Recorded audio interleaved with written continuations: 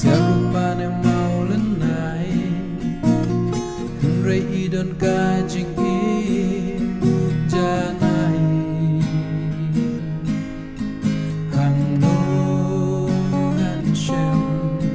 Kum iha perdei Ita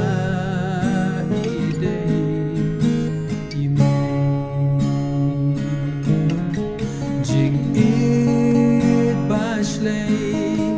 Kadei na rambe Kashlem sandu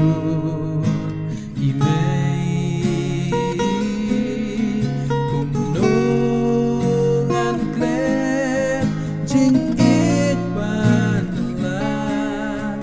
La ai imei hangan Habamat ki umat khang Dong ma inong pungken Ikwa banyo ibanga ngakmen Wat habasya jengay ngadon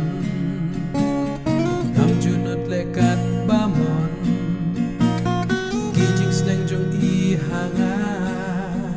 Kishon Nadudang ka Isu Mariaya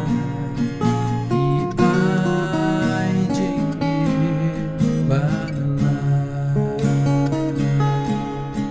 Jingit bashlei Kadei na rambe Kashlem sandu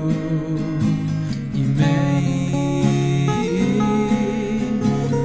Nungan klet jingit banala La ai imei hangan Jingit bashlei Kadei na rambe Kashlem sandu